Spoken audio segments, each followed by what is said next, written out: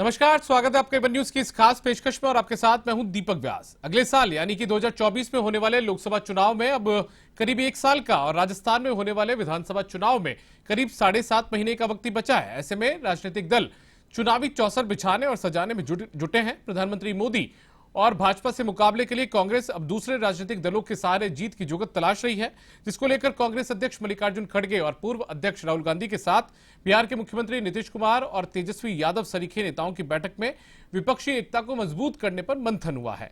लेकिन राजस्थान में सचिन पायलट के अनशन ने कांग्रेस को चिंतन पर मजबूर कर दिया है। तो दूसरी तरफ अब केंद्रीय गृह मंत्री अमित शाह का 15 अप्रैल को भरतपुर दौरा भी प्रस्तावित है, जिसमें पिछले चुनाव में संभाग में पार्टी के कमजोर प्रदर्शन को देखते हुए अब पार्टी को मजबूत करने की कवायद भी होगी। लिहाजा आज चर्चा देश और प्रदेश में सस्ती इसी चुनावी चौसर की।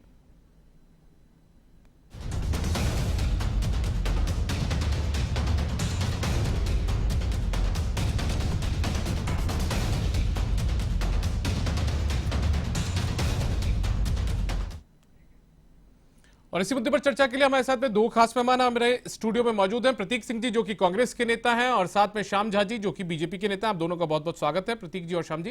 प्रतीक जी, इस चर्चा की शुरुआत हम आपसे करना चाहेंगे। आज आपने देखा होगा कि मल्लिकार्जुन खड़गे जो कि कांग्रेस पार्टी के राष्ट्रीय अध्यक्ष हैं आपके, उन्होंने बैठक करी है। विपक्षी एकता को मजबूत करने की बात पर यहां पर जोर दिया गया। तो मान लिया जाए कि प्रधानमंत्री मोदी से मुकाबले को लेकर अब आप जो चुनावी चौसर सजा रहे हैं वो विपक्ष की एकता के साथ सजेगी।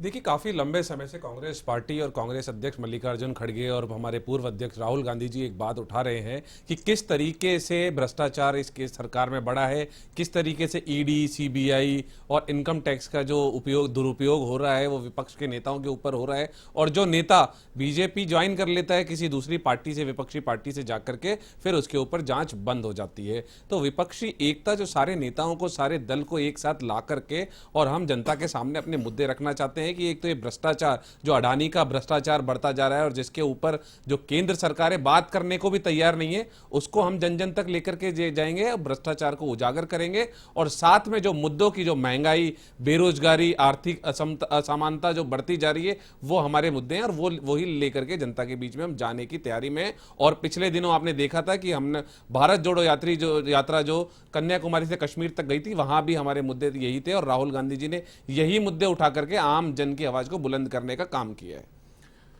प्रतीक जी, आप लगातार दूसरे दलों के नेताओं के साथ बैठक भी कर रहे हैं। आज भी नीतीश कुमार और जो तेजस्वी यादव जैसे जो नेता हैं वो इस मीटिंग में मौजूद रहे। लेकिन आपके सामने एक चुनौती और समस्या इस बात को लेकर भी है कि ऐसे कई मुद्दे हैं जिनको लेकर कई क्षेत्रीय दल आपसे दूरी बना लेते हैं। जैसे सावरकर के मुद्दे पर भी पिछले दिनों हमने देखा था। इसके अलावा ममता बनर्जी कुछ चीजों को लेकर आप लोगों के साथ में सहमत नहीं होती है। तो ऐसे में विपक्ष जब पूरा एक जाजम पर नहीं आएगा तो ऐसे में चिंताएं नहीं बढ़ेगी आप लोगों की? देखिए, सच बोलने के लिए आपको किसी के साथ की जरूरत नहीं होती। सच बोलने के साथ में अगर कोई आपके साथ में आता है तो बहुत अच्छी बात है, आइए साथ खड़े होइए। लेकिन सच बोलने के लिए किसी के साथ की जरूरत नहीं है। और ये सच्चाई है कि देश में ईडी, सीबीआई, इनकम टैक्स का दुरुपयोग बढ़ता जा रहा है। और लगातार राहुल गांधी जी पूछ रहे हैं कि 20,000 करोड़ रुपए जो शेल कंपनी के थ्रू इस हिंदुस्तान में आ रहे हैं, जो डिफेंस इंडस्ट्री के अंदर आ रहे हैं, वो पैसा किसका है? चाइनीज जो व्यक्ति है वो अडानी की कंपनी से रजिस्टर्ड होकर के यहां पे सब कॉन्ट्रैक्टर है। वो क्यों है? क्या रिश्ता है अडानी का, मोदी जी का, और अडानी का और चीनी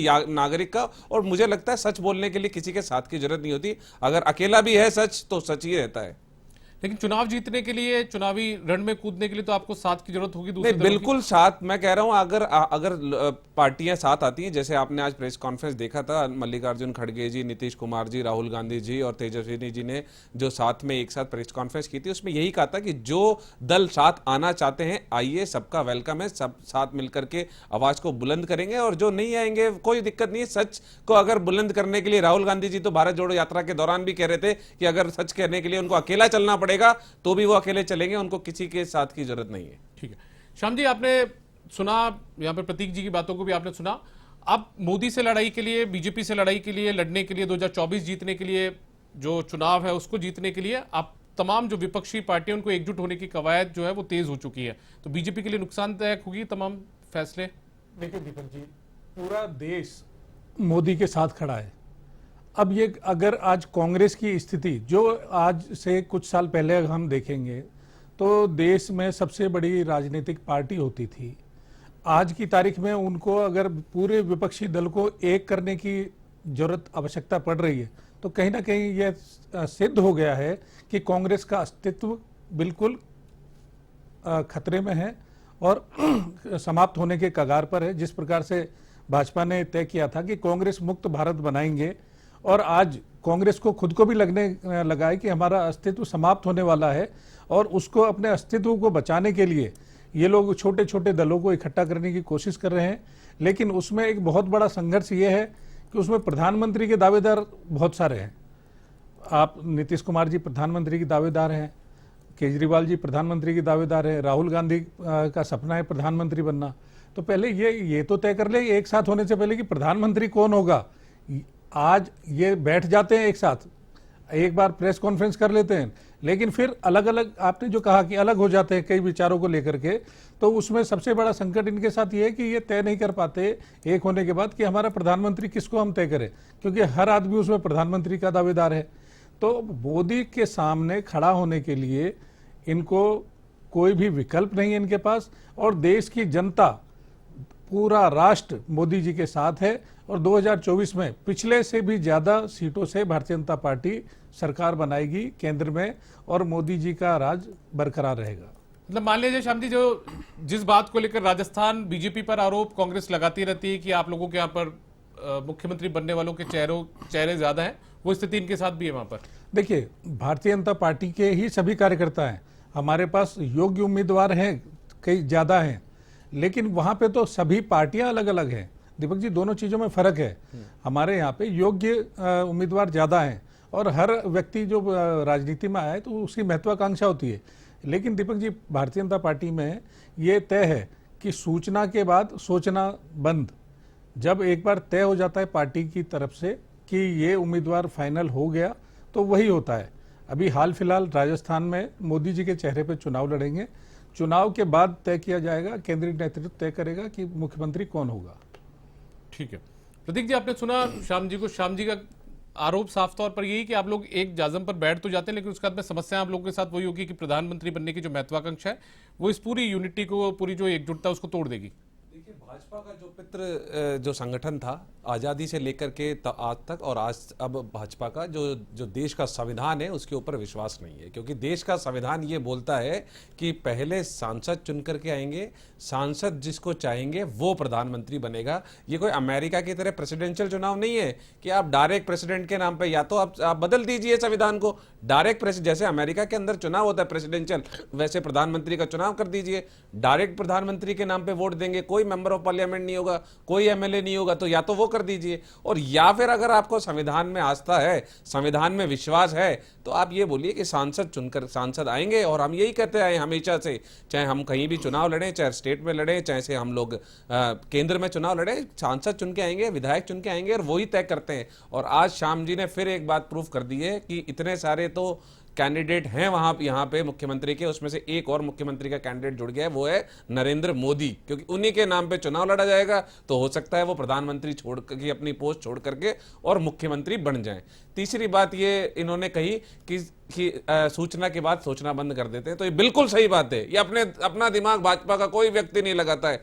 आ गई कोई फेक न्यूज, आ गई फैलाना शुरू, उसके अंदर तथ्य हो नहीं हो पता ही नहीं लगता। और इसी का प्रमाण यह है कि पिछले दिनों जब भारत जोड़ो यात्रा चल रही थी, तो स्मृति ईरानी जी कह रही थी राहुल गांधी जी के लिए कि साहब तमिलनाडु से चालू हुए तो विवेकानंद जी को नमस्कार तो कर आते, क्योंकि उनके पास व्हाट्सएप पे वही खबर आई थी। उन्होंने तथ्य देखे ही नहीं, तथ्य जांचे ही नहीं कि जो राहुल गांधी जी ने अपनी यात्रा की शुरुआत की थी वो विवेकानंद जी के को नमस्कार करने के साथ ही की थी। तो इनके पास तो सिर्फ फेक न्यूज का खजाना है, लोगों को गाली देना है। आप महंगाई की बात करते नहीं है, डिमोनेटाइजेशन की बात करते नहीं है, गलत जीएसटी की बात करते नहीं है, आर्थिक विषमता जो बढ़ती जा रही है उसकी बात करते नहीं है। 20,000 करोड़ रुपए, और अच्छा प्रधानमंत्री आप बोलते हैं प्रधानमंत्री मोदी के नाम पे। अरे प्रधानमंत्री मोदी जी से एक खुली प्रेस कॉन्फ्रेंस तो करवा दीजिए, 1-on-1 आप आ जाइए राहुल गांधी जी के साथ, आप बिल्कुल डिबेट करवा लीजिए। अगर आपको ऐसा ही लगता है तो आइए ना, टेलीप्रॉम्प्टर देख करके जो व्यक्ति भाषण देता हो, टेलीप्रॉम्प्टर देख करके जो व्यक्ति अपनी स्पीच देता हो, उससे क्या आप एक्सपेक्ट करेंगे? मुझे नहीं लगता इस देश को पता लगना चाहिए कि किस तरीके से देश चल रहा है, किस तरीके से भ्रष्टाचार व्याप्त है,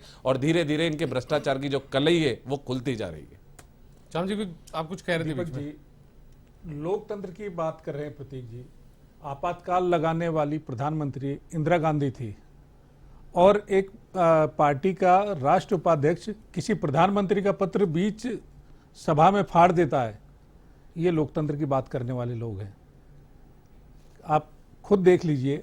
और मोदी जी के लिए अगर आप बोलना चाहते हैं तो भैया, देश की जनता ने मोदी जी को प्रधानमंत्री चुना है और देश की जनता ने दोबारा मौका दिया। देश की जनता तीसरी बार भी मोदी जी को मौका देगी।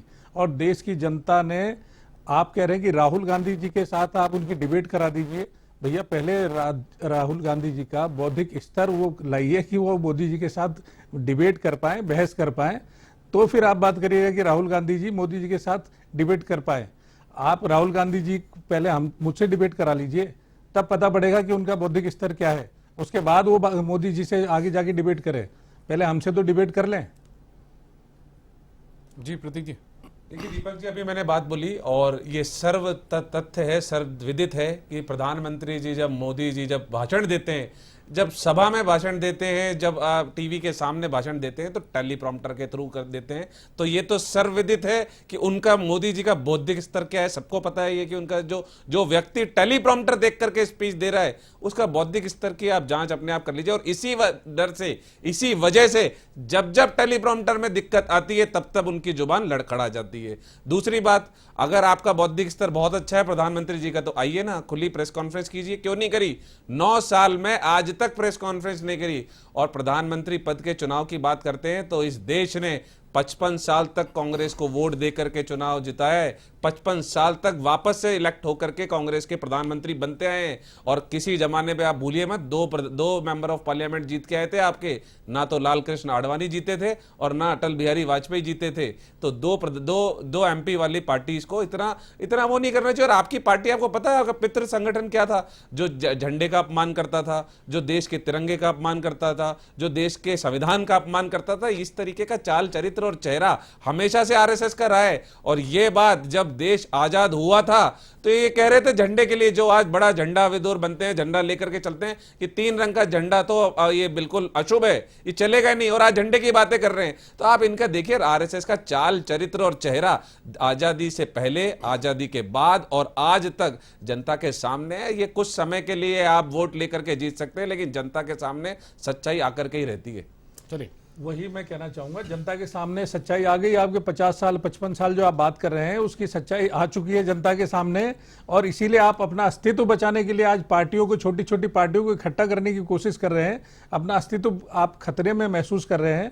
और रही बात, आप बात करना चाह रहे हैं संघ की, आरएसएस की, तो भैया राष्ट्र स्वयंसेवक संघ सामाजिक संगठन है, कोई राजनीतिक पार्टी नहीं है।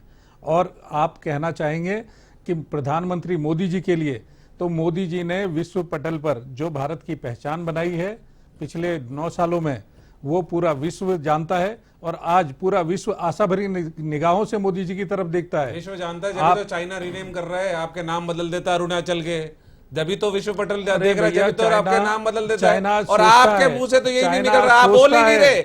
आप बोलिए सही, कम से कम आप बोलिए। तो समय में 44,000 एकड़ जंग लड़ करके हारे थे आप, तो बिना जंग लड़े ही दी थी जमीन। हम तो जंग लड़ करके, जंग लड़ी थी, लड़ाई लड़ी थी, लड़ाई लड़ करके उन्होंने तो बिना लड़ाई लड़े ही थी। लड़ाई का क्या फायदा? बिना लड़ाई लड़े ही जमीन के जाता है, लट खाकर जाता है बॉर्डर पे। अरे आपको पता लगा, आपको पता है कि नहीं पता कि किस तरीके से चल रहा है कि आपके नाम बदल दिए, आपके साथ, आप मुझे कोई सूचना के बाद सोचना नहीं है। इनको तेरे टुकड़े होंगे जैसे नारे लगाने वाला कन्हैया कुमार आपका पदाधिकारी है, आपके जेल में पदाधिकारी है आपका। अगर उसने ऐसे नारे लगाए तो वो जेल में क्यों नहीं है? देश विरोधी आपकी पार्टी के पदाधिकारी है और आप बात करते हैं। गृहमंत्री निकम्मा है। फिर अगर कोई देश विरोधी नारे लगाता है तो वो जेल में क्यों नहीं है? अगर कोई देश विरोधी गतिविधि करता है तो वो जेल में क्यों नहीं है? इसका मतलब आपका प्रधानमंत्री यही विडंबना है, निकम्मा है। अरे यही विडंबना है गृहमंत्री आपका।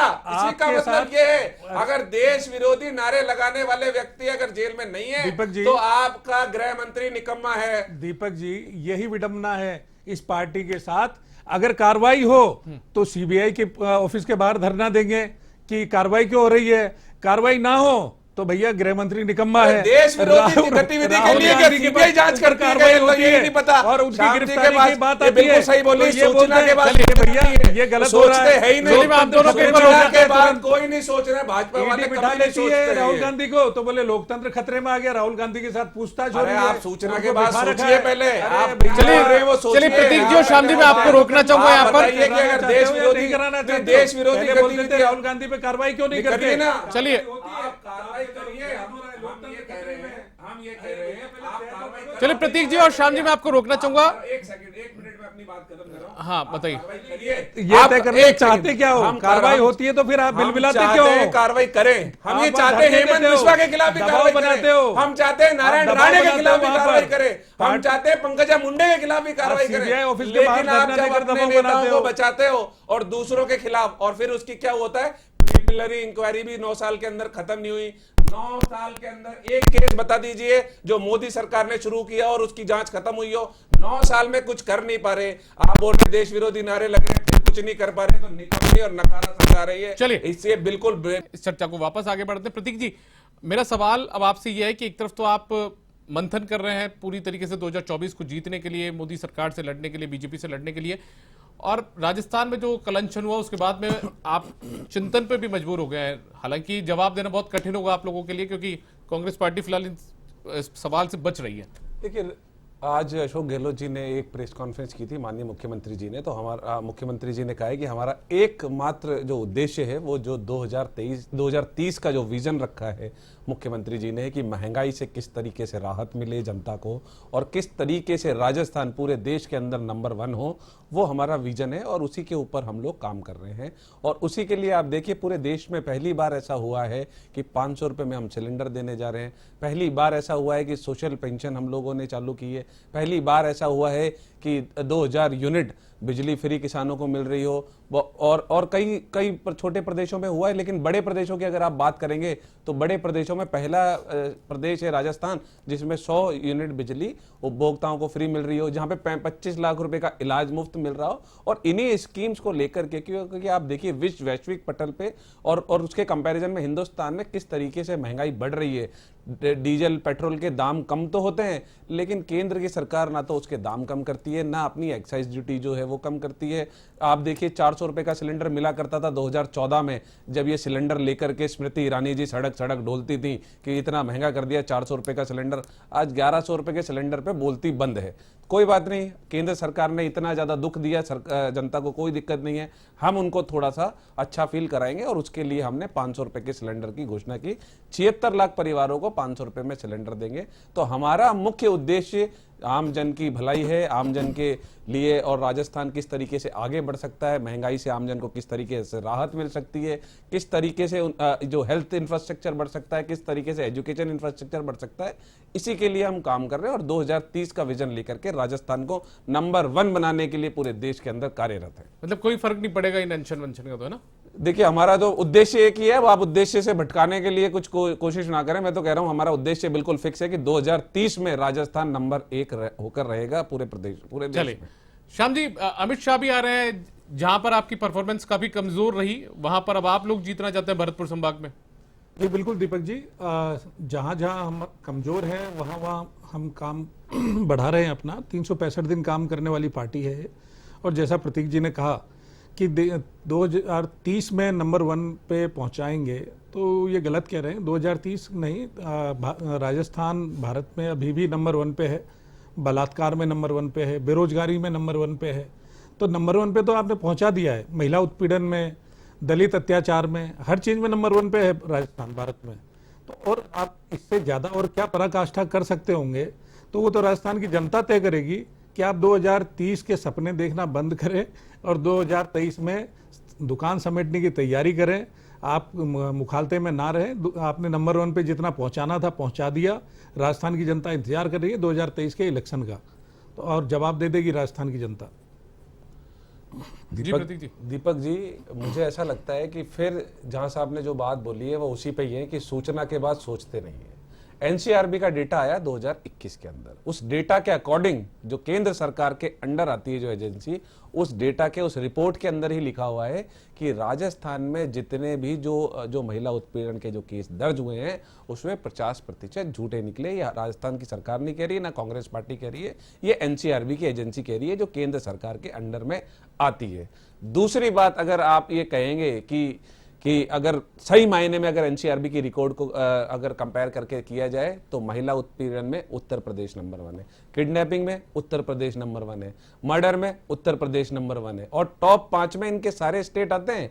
चाहे आप हरियाणा की बात कर लीजिए, चाहे मध्य प्रदेश की बात कर लीजिए। पेपर लीक के मामले में आप देखिए गुजरात टॉप पे चल रहा है, और अभी जनवरी में उनका पेपर लीक हुआ था और बोलने को तैयार नहीं है। तेलंगाना में तो ये तक हो गया कि इनका जो प्रदेश अध्यक्ष था, जो मेंबर ऑफ पार्लियामेंट है, उसको पुलिस पकड़ के ले गई पेपर लीक के मामले में। देखिए माफिया तो वहीं से पनप रहा है, और माफिया इसीलिए पनप रहा है कि उनको पता है कि हमारे ऊपर तो मोदी जी का वरद हस्त है, हमारा कोई कुछ नहीं कर सकता। तो पेपर लीक माफिया इन्होंने पनपा दिया और नंबर 1 स्टेट में लिया है। राजस्थान को ये जो कह रहे हैं, इनको माफी मांगनी चाहिए कि आप इस तरीके की बातें कर रहे हैं। हम बात करते हैं राजस्थान को नंबर 1 तरक्की के राह पे ले जाने के लिए, लोगों को महंगाई से राहत दिलाने के लिए हम बात करते हैं, लोगों की इनकम बढ़ाने की हम बात करते हैं। और राजस्थान ही अभी जो आपको पता हो तो आर्थिक स्थिति जो जीडीपी ग्रोथ हुई वो तो पूरे देश की तो रही 7-8% और राजस्थान की रही 11%, जो टॉप 5 के अंदर नंबर 2 पर है। और जो आसपास के जो प्रदेश हैं, जो भाजपा शासित प्रदेश है, वो टॉप 5 में भी नहीं रहे। ये आपको बड़ी जान करके आश्चर्य होगा। तो हमारी आर्थिक विकास की दर भी तेज है, और हमारे जो लोगों के लिए जो हम लोग काम कर रहे हैं, चाहे शिक्षा का मॉडल हो, स्वास्थ्य का मॉडल हो, चाहे से आप महंगाई से राहत की, उसके अंदर भी हम टॉप पर हैं पूरे देश में। आप बता दीजिए ना, 25 लाख का तो छोड़िए, आप 10 लाख का भी हेल्थ इंश्योरेंस कहां मिलता है, मुझे बताइए। जवाब ले कहीं लेते नहीं मिलता है। हैं प्रतीक जी, श्याम जी से जवाब। श्याम जी, इन्होंने तो मतलब स्पष्ट कर दिया कि ठीक है, प्रधानमंत्री मोदी से आप उनके चेहरे पर चुनाव लड़ेंगे, राष्ट्रीय चुनाव, लोकसभा का चुनाव, और ये विपक्षी एकता को एकजुट करने में लगे हुए हैं। लेकिन राजस्थान में ये अपनी योजनाओं के बूते चुनाव लड़ने जा रहे हैं। मुख्यमंत्री भी साफ कर चुके हैं, कांग्रेस पार्टी भी साफ कर चुके हैं। तो आपके पास में राजस्थान को लेकर ऐसा क्या मुद्दा है जिसको लेकर आप चुनाव लड़ेंगे? दीपक जी, राजस्थान सरकार जो है, योजनाएं केवल खाली योजनाएं, आप धरातल पर जाकर के देखेंगे, किसान ऋण माफी आज तक नहीं हुई। 14,000 करोड़ घोषणा 14,000 करोड़ का ऋण माफी किया। भैया फंदे लगा के आत्महत्या कर ली। अरे भैया ये रखो अपने पास, भैया फंदे लगा के आत्महत्या की है किसानों ने। किसानों के मेरे पास पड़ी है भैया, किसानों की जमीनें नीलाम हो चुकी। अरे भैया किसानों ने, दीपक जी इनको बताइए कितने किसानों ने आत्महत्या की, किसने किसानों की जमीनें नीलाम हुई, आप बता दीजिए दीपक जी इनको। 14,000 करोड़ रुपए उसके बाद बेरोजगारी भत्ता देने की बात की, बेरोजगारी भत्ता नहीं दिया। आप सेटलमेंट करा दीजिए, वन टाइम हम करने को तैयार है, उसका पैसा भी राज्य सरकार देगी, आप करा दीजिए उसका सेटलमेंट भी। मेरी बात तो पूरी सुन लीजिए। बेरोजगारी भत्ता देने की बात की थी, बिल्कुल दे रहे भत्ता दे रहे हैं, नहीं दिया। अरे कितने लोगों को दिया आपने? उसके भी लिस्ट भेज देता हूं मैं आपको। मैं कह रहा हूं फिर सूचना के बाद सोचना चालू कीजिए आप। अरे प्रतीक जी, मैं आपको बता रहा हूं, अभी दीपक जी ही आपको बता देंगे कि आपने कितना दिया है। बिल्कुल वही बता देंगे, आप उन्हीं से पूछ लीजिए। दूसरी बात, जिस प्रकार से ये बात कर रहे हैं महंगाई की, प्रदेश के चारों तरफ आप देखेंगे तो 5 राज्यों की सीमा लगती है। 5 राज्यों से महंगा डीजल पेट्रोल राजस्थान में नहीं, फिर झूठ है। भोपाल में सबसे महंगा है मध्य प्रदेश में, फिर झूठ है ये, सीमावर्ती फिर झूठ है। सीमावर्ती नहीं है मध्य प्रदेश, सीमावर्ती नहीं है। अरे भैया, मध्य प्रदेश, भोपाल की बात नहीं कर रहा हूँ, जो मध्य प्रदेश का जो लगा हुआ इलाका है तो वहाँ महंगा है। से आपको पता करिए, आप अभी रेट खोल लीजिए, आपको चैलेंज है ये बात, वहाँ पे महंगा है कि नहीं है। इन्होंने जिस प्रकार से बेरोजगारों के साथ पेपर लीक के मामले करके कुठाराघात किया है बेरोजगारों के साथ, उसमें इनके मंत्री तक इन्वॉल्व हैं, और जो पकड़े गए वो छोटे छोटे प्यादों को इन्होंने पकड़ा और उनको आपने तो वो भी नहीं पकड़ा कर दी। 2 नाम बता दीजिए जिनके खिलाफ आपने कार्रवाई की हो पेपर लीक में। चलिए फिर आपके पैनल के माध्यम से बोल रहा हूं, 2 नाम बता दीजिए जिसके खिलाफ पेपर लीक आपके समय पे हुआ। आरजीएस का पेपर लीक हुआ, आरएस का पेपर लीक हुआ, 2 नाम बताइए किसके खिलाफ कार्रवाई, किस प्रकार कार्रवाई होती है। अरे मैं तो राजस्थान पूछ रहा हूँ दीपक जी। आरएस का पेपर लीक हुआ पिछली सरकार में, आरजेएस का पेपर लीक हुआ। 2 नाम बता दीजिए जिसके खिलाफ कार्रवाई की हो वसुंधरा सरकार ने। कुछ नहीं, अरे हमने कार्रवाई तो की, आप बोलो, मैं बोल रहा हूँ 2 नाम बता दीजिए। करिए ना, मैं कह रहा हूं 2 नाम बता दीजिए जिनके खिलाफ कार्रवाई की। चलिए दीपक जी आप पूछ लीजिए, 2 नाम बता दें। आरजेएस का पेपर लीक हुआ, आरएस का पेपर लीक हुआ, रीट का पेपर लीक हुआ इनके समय में। 2 नाम बता दें, अगर मेरा चैलेंज है 2 नाम बता दीजिए। चलिए पहले आप 2 नाम बता दीजिए, चैलेंज है मेरा आपको। 2 नाम बता दीजिए जिनके खिलाफ कार्रवाई की। प्रतीक जी, हम आखिरी दौर में, श्याम जी नहीं, प्लीज आपसे ही मेरा रिक्वेस्ट है, आप पूछ लीजिए, 2 नाम बता दें कि जिनके खिलाफ कार्रवाई की उसके गई। बाद तीसरी बात, राजस्थान में फिर जिस वो बात प्रकार बोल से करके मैं दलितों के दो साथ नाम बता अत्याचार, दीजिए जिनके खिलाफ आपने अरे कार्रवाई प्रतीक जी की वो हो। भी बताता हूं, मैं मेरी बात पूरी नहीं, करता आप हूं, बात आपको सारी घुमा बात रहे हो आप। बताता हूं। नहीं, नहीं, नहीं, आप बात तीसरी घुमा बात, रहे हो। महिला चलिए। उत्पीड़न, जिस प्रकार से दलित महिलाओं के साथ, दलितों के साथ अत्याचार हो रहा है राजस्थान में, वो पूरा प्रदेश देख रहा है। तो राजस्थान की जनता त्रस्त है कांग्रेस शासन से, और आने वाला समय राजस्थान की जनता आशा भरी निगाहों से भाजपा की तरफ देख रहा है, और हम चलिए। जो इनकी खोखली योजनाएं हैं उसको जनता के सामने दिखाएंगे कि केवल खोखली योजनाएं, धरातल पर लाभ चलिए। नहीं मिल पा रहा लोगों को, वो पूरा अब जानकारी देंगे। बहुत बहुत लोगों शुक्रिया तक श्याम जी पहुंचाएंगे। और प्रतीक सिंह जी, आप हमारे साथ जुड़े, इस मुद्दे पर आपने हमारे साथ चर्चा की। तो कुल मिलाकर कांग्रेस को लगता है कि जो लोकसभा का चुनाव है वो विपक्षी एकता के बूते है वो जीतेगी और साथ में प्रधानमंत्री मोदी और बीजेपी को हराएगी, और जबकि राजस्थान का चुनाव वो अपनी योजनाओं के दम पर लड़ेगी। जबकि यहां पर बीजेपी को साफ तौर पर यह लगता है कि वो प्रधानमंत्री मोदी के चेहरे पर चुनाव लड़ेगी और जीतेगी भी। फिलहाल इस खास पेशकश में इतना ही, लेकिन आप खबरों से अपडेट रहने के लिए देखते रहिए वन न्यूज। नमस्कार।